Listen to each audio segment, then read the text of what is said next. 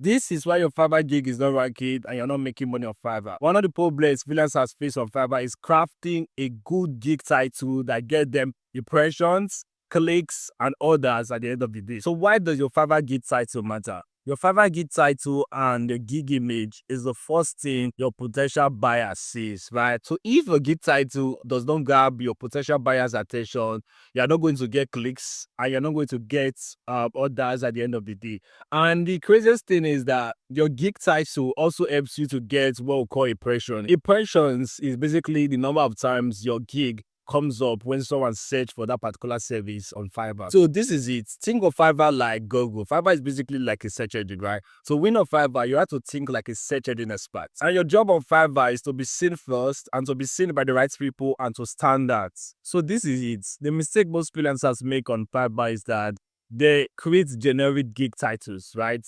Let's say, for instance, you are a website developer. What most freelancers do is that they'll go on Fiverr and say, I will create responsive websites for you, or I'll be your website designer. But that's wrong. If you do that, if you basically use generic gig titles, the problem is that you are going to be competing with hundreds of thousands of people. So what you are supposed to do instead is that you're supposed to find a way to stand out.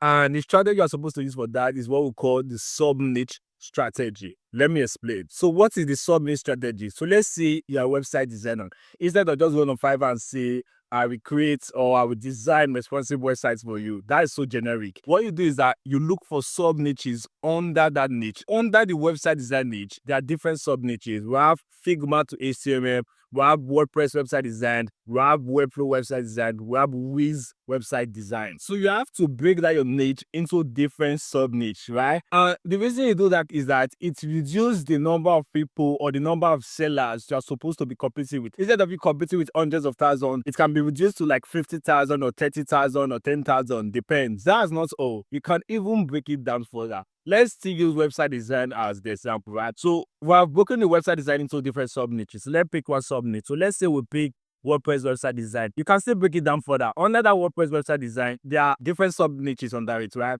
You can break it down by the tool you're going to use to develop the website and also by the website side. So if we want to break it down by the tool, instead of just saying we design WordPress website, we can say we will use Elementor. Elementor is basically like a team builder. We use Elementor to design the WordPress website. So let's say someone is looking for an Elementor designer. They're going to go for you basically because your gig title is more specific and people like to work with specialists, right? They see them as experts. So in that way, you are going to reduce the number of people you are still competing with from WordPress designer to Elementor designer. You understand? So instead of just